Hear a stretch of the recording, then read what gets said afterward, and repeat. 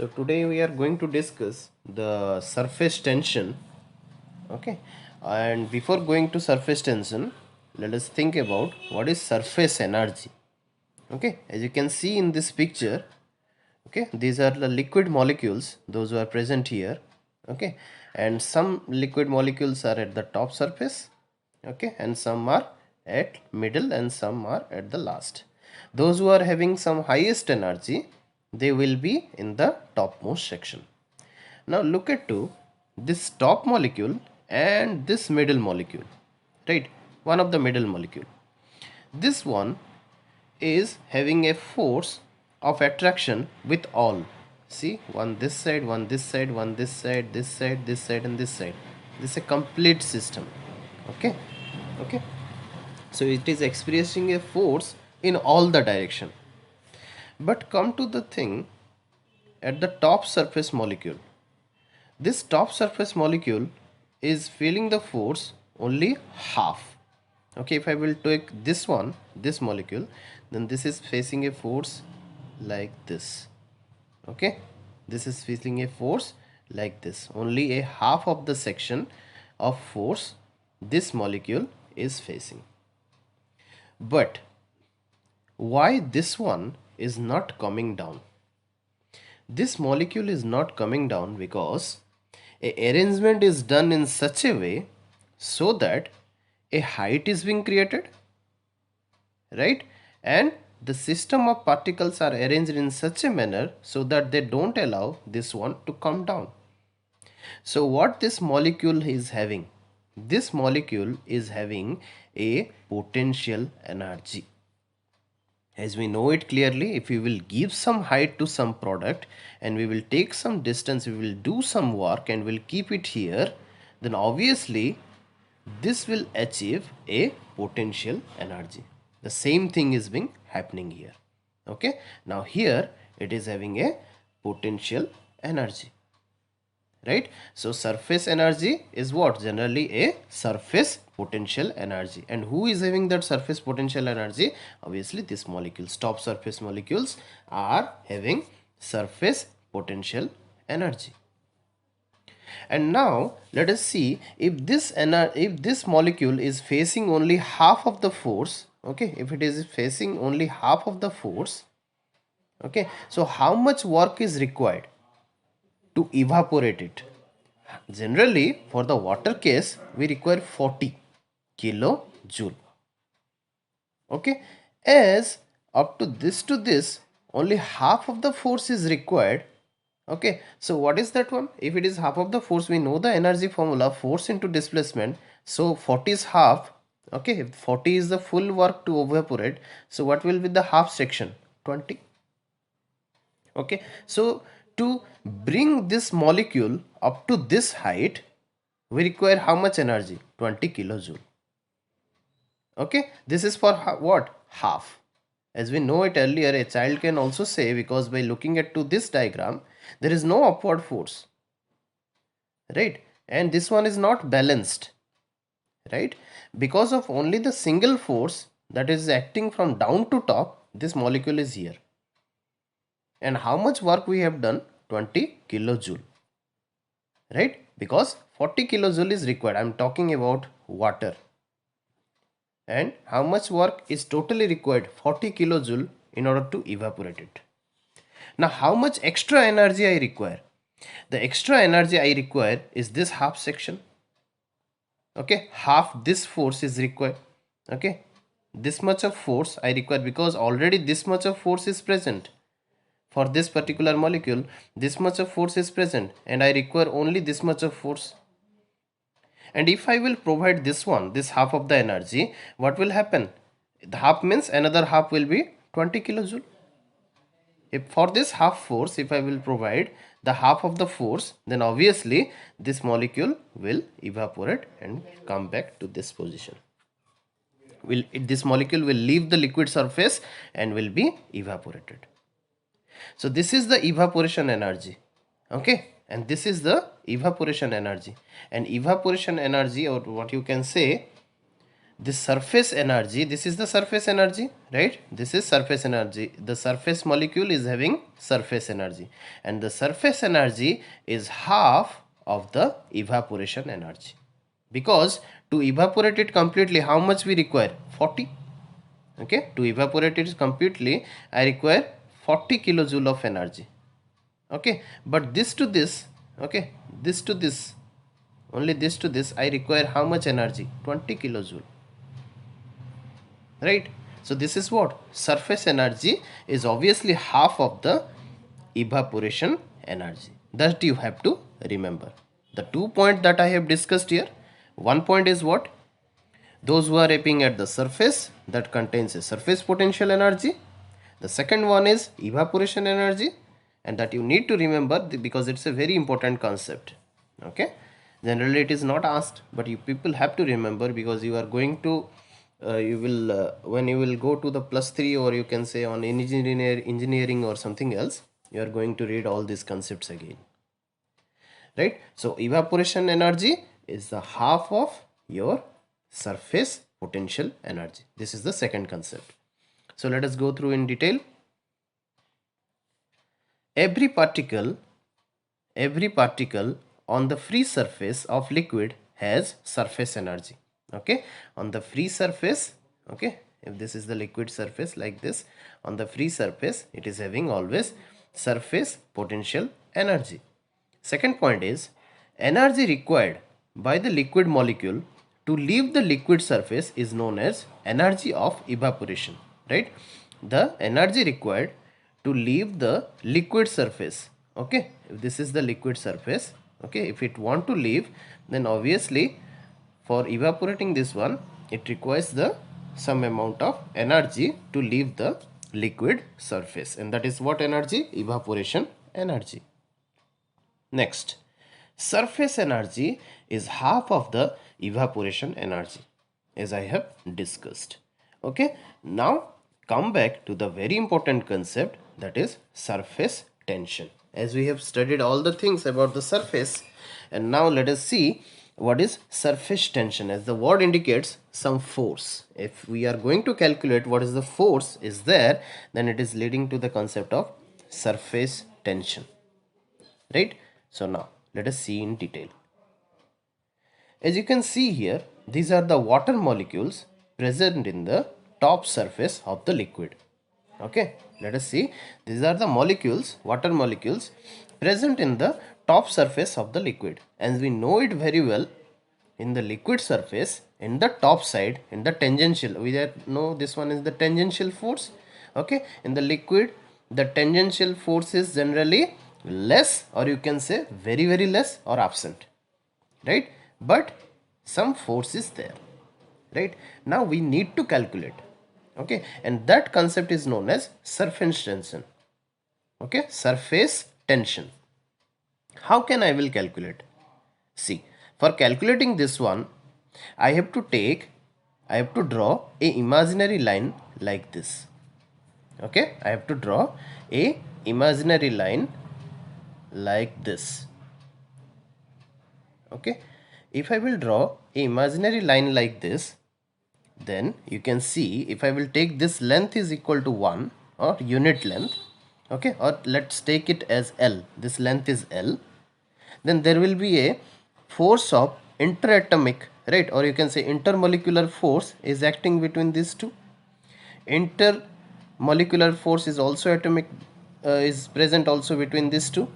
Interatomic force is also present between these two and between these two, right? So from here I can calculate the surface tension is equal to nothing but force upon length, right? For this big length, okay, if I can say for this big length, for this bigger length, if the force required is F, okay, then for a unit length, what is the force required, or you can say what is the force is acting? F upon L, right? And this one is nothing but known as surface tension.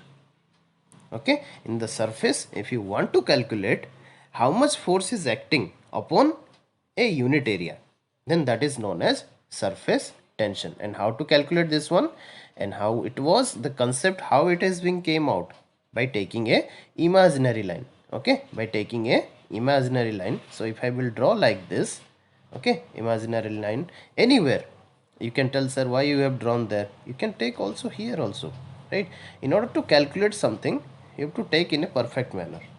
So if this is the length L, then this is the force of attraction between the molecules.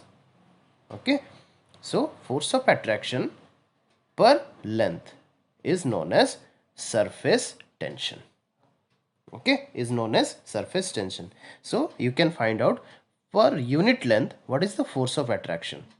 Okay, then per this unit length what is the force of attraction, per unit length what is this force of attraction, per unit length what is the force of attraction. If you will join this, you can calculate for the full length. Okay, if you will join, you can calculate for the full length. Okay, so this is known as the surface tension calculation, right?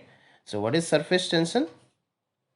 Surface tension is the force per unit length across any imaginary line across the surface of any given liquid. Okay, surface, right? The word surface means you have to calculate in the surface. So surface tension formula is simply force upon length. Okay, so this is the formula is, if the force is Newton, and if you will take this one in meter, this will be Newton per meter. Okay, Newton meter inverse, right? So now let us go to the different section. Now let us find out what is the relation. Okay, what is the relation between surface energy and surface tension. Okay, we need to find what is the relation between surface energy and surface tension. Okay, surface energy is, we are writing with SE, surface energy, and surface tension with the single word S. What we need to find here, what I have drawn, like your childhood, you are in order to create the bubbles, you are using one equipment. It is available in the market or somewhere.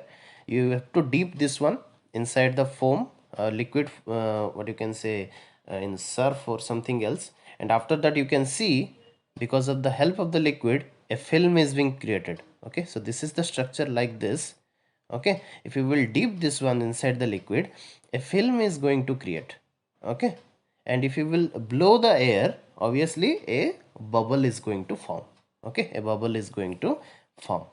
So film is having how many surfaces? This film is having one top surface, and other side there will be another surface. Okay, how many surfaces are there? Two surfaces. Two surfaces for this film.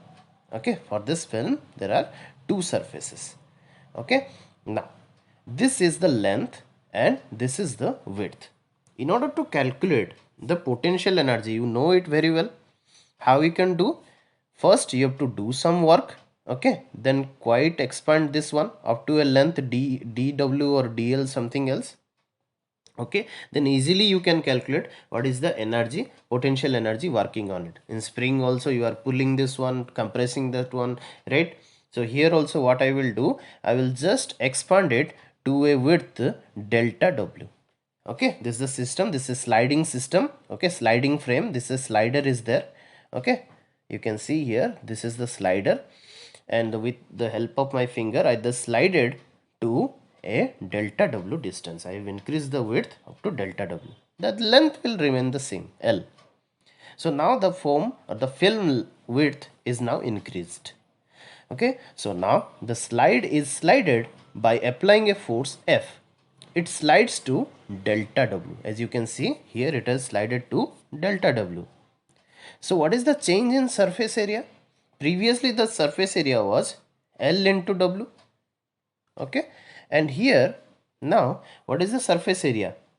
2 into, how many surfaces are there? 2 into L into delta W, right? Now this is the area, 2 into L into delta W. Okay, because this is the L. Okay, okay, and you can say this is the delta W, right? L into delta W. Look at this one, surface area equal to 2 into L, this is the L, okay, into delta W. 2 into L into delta W. And here, if I will calculate the force, then how much will be the force? I can calculate from the surface tension. The surface tension formula is S equal to F by L. Then F equal to what? S into L, right? Force equal to S into L. But how much force I need to apply? I need to apply the force on two surfaces. That's why you have to multiply 2 here. Okay, so F is equal to S into L into 2. Okay, S into L into 2, right? So here this is nothing but work done is equal to force into displacement. Okay, force into displacement. So what is the force? Force is 2 into S into L, 2 into S into L. And what is the displacement you have made? You have made the displacement of delta W. You have made the displacement of delta W. Okay, so now this formula is 2 into S into L into delta W. So work done, if you will do the work, okay, that is force into displacement, obviously it is going to achieve the energy, right? Work done will create the energy. And how much energy it is being achieved? 2 into S into L into delta W. What is this? Surface energy. Okay, now this surface energy, I can write it here. As you can see, the area, surface area is what? 2 into L into delta W. So 2 into L into delta W. This is what? Area A. So what I can represent? S into A. Okay, because 2 into L into delta W, look at here, 2 into L into delta W is area. So S into A is my what? Surface energy. Okay, so surface energy is what? S into A. Surface tension multiplied with area. So here you can find out the relation. It is that asked here. Okay, it's a 3-mark question. So relation between surface energy and surface tension is what? This is surface energy is equal to S into A. Okay, surface energy SE is equal to S into A. Clear everybody? Switch on your mic and say me yes if you understood.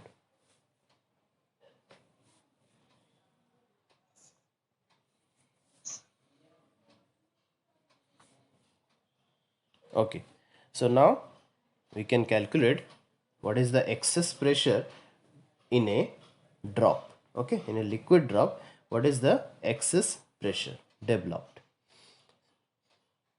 So if this is a drop of the liquid, okay, if this is a drop of the liquid and I want to find out what is the excess pressure, then how can I will find? First, either you have to compress or expand. Okay, so if it is a small drop like this, obviously you have to expand it in order to find out the excess pressure, right? Either you have to expand or you have to compress, right? So we cannot compress by as usual method. Either it is easy to expand it, right? So if it is a drop of liquid having a radius r and the pressure is P here, okay, so what I have drawn, I have added some liquid onto it, okay, the same water, and I increase its, what you can say, volume, right? Now in a drop of liquid there is always excess pressure inside. Why there is a excess pressure? Let me tell you. Every water drop wants to be in the shape like this. Why? Because each molecule in the water, they don't want to be separate, okay, to separate themselves. So what they will do, they will try to keep themselves close. So they always maintain a shape like this, because the very smallest slab in the mathematics is the sphere, the smallest sphere, right? So they always try, the liquid molecule always tries to keep themselves in the shape like this, because they always don't want to become separate. So what they will do, they will maintain a shape like this by attracting themselves. Okay, so there is always extreme pressure is there inside this. Okay, so it behaves like a stretched wire. Okay, it behaves like always a stretched wire, stretched elastic wire. So in a drop of liquid, there is always excess pressure inside. Reason is the surface behaves like a stretched elastic which try to decrease its area. Okay, it always tries, it is just like a stretched elastic, okay, and which tries to decrease its area and tries to become a shape like this. Okay, okay, so every water drop, every water molecules tries to keep themselves in this shape, okay, by intermolecular forces. Okay, by applying intermolecular forces, they always try to maintain the shape like this. Okay, because they are going like this in all direction, liquid molecules, but they don't want to go. Okay, so what they will do, they will apply a intermolecular force so that this is behaving like a stretched wire. Okay, so they want to what, they want to maintain a shape like this.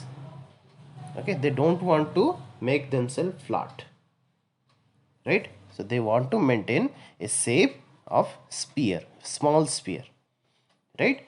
So you can say it, the reason is the surface behave like is a stretched elastic which try to decrease its area. So now if we want to calculate the pressure, so we can do the simplest thing, that is, let us calculate the force and let us do some work. Okay, and we can calculate what is the pressure inside. Okay, so now the internal force F is equal to pressure into area. Okay, internal force equal to pressure into area. Okay, so pressure, what was the area? If this is the radius r, okay, for a sphere it is 4 pi r square, right? So P into 4 pi r square is the sphere's area. Okay, so now what is the internal force is acting here inside is P into A, that is P into 4 pi r square. So work done is equal to, force into displacement. Okay, so force is what, P into 4 pi r square. Okay, and what is displacement? P into 4 pi r square. The displacement I have made is delta r because I have increased this one. Okay, how much I have increased this area? Up to delta r distance, right? So P into 4 pi r square into displacement delta r. This is the work done I have made. Okay, this is the work I have done. Okay, by increasing this one, by increasing this area up to delta r. So force into displacement, that is P into 4 pi r square into delta r. The work done increases surface potential energy. Obviously, if you will do some work, then the surface potential energy will also increase. Okay, now this is if I will work this one, then I know the formula. What is the surface energy formula? Surface energy formula just now we have derived, that is S into A. The formula is S into A, and here the A is the changed area, so that's why I can write it as delta A. Okay, which I need to calculate because this area is changed. First this is like this and then like this. Okay, so now this is S into delta A. Okay, so S into, what is the delta A? 4 pi common. Okay, in the area 4 pi is common, and previously the bigger one is what, R, this was R, and now this has increased to delta R, so this is R plus of delta R, right? So this is, first one is R plus delta R square minus of 4 pi R square. Okay, the area formula is what, for the bigger one, what is the radius? The radius is R plus delta R up to this. Okay, this is R, smallest is R, and extra I have increased this delta R. Okay, so the what is the formula for the area? 4 pi r plus 4 pi r square, right? So this will be r plus delta r square, right? Minus of, what is the smallest one?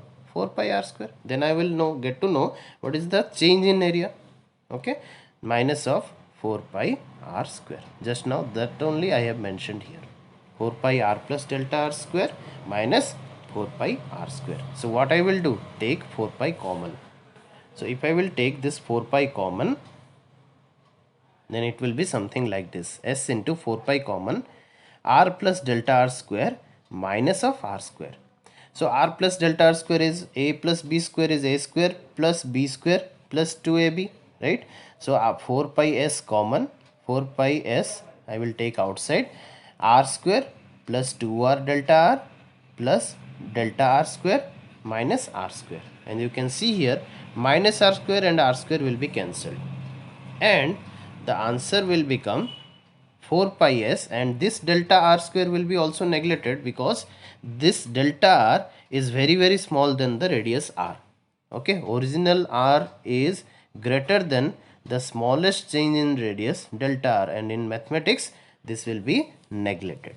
The smallest one will be neglected, right? So what will be the answer if delta r square is neglected? Answer is 4 pi s and 2r delta r. Okay, as it is being multiplied in this term in mathematics, you cannot neglect it, but if it is independent, you can neglect it, you can make it 0. This delta r square, you can make it 0. Delta r square is neglected, right? So now check it here. This work done increase in the surface potential energy. If you will do the work, okay, this was like this, and if you have done the work and increase the area like this, okay, then now it will increase its potential energy, right? So what is the work done you have made? P 4 pi r square delta r. Okay, because you can see here, as you can see here, how much work you have done. Force into displacement. Force what you have applied? P into 4 pi r square, and displacement you have made delta r. So formula is P into 4 pi r square delta r. Okay, this is the work done. So work done you can say is P into 4 pi r square delta r. And how much increase in the surface potential energy? Just now you have found how much? 4 pi, this one, this expression 4 pi s 2r into delta r, right? So here you can equate it. Work done is equal to potential energy, that is P into 4 pi r square delta r into 4 pi s 2r delta r. Neglect it.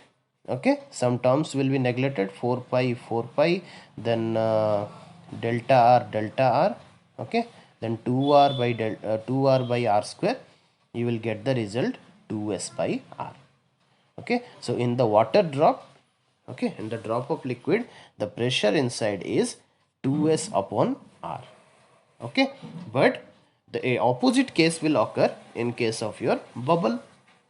The same result, only you have to multiply the 2, because a bubble is having how many surfaces? 2 surfaces. One is top surface, okay, top of the liquid, top of the what you can say bubble. Another one is inside the bubble. Okay, inside the bubble also there will be a area, right? Outside there will be a area of the bubble, and inside also there is a area. But in case of liquid, there is only one surface area.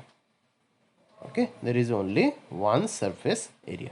So what I have to do, the calculation will be as it is, but only 2 I have to multiply. Only I have to multiply the 2. Okay, so the bubble, there are 2 surfaces. So work done is force into displacement. So P into A into delta R, up to it will remain the same, because work done is what? Force into displacement. Force is P into area. What is the area? 4 pi r square, right? And delta R. Delta R you have increased. Previously it was like this, the bubble, and you have increased up to delta R. Okay, in this diagram, right? Now surface potential energy. Now when you are going to calculate the potential energy, now this will be surface into change in area. So you have to multiply the 2 here, and rest all things will be as it is, like what you have done before. Okay, here what you have done, that will be same. The same thing, only you have to apply it. Okay, this is also a 3-mark question. Okay, both of these are 3-mark question, for bubble and for water drop. So only 2 you need to multiply, as it is having 2 surfaces. Okay, and this is as the general work done formula, no need to multiply 2, because it's force into displacement. Force is pressure into area, and how much displacement you have made? Delta R. Okay, whether you will increase or decrease, okay, its area formula is 4 pi r square for a sphere.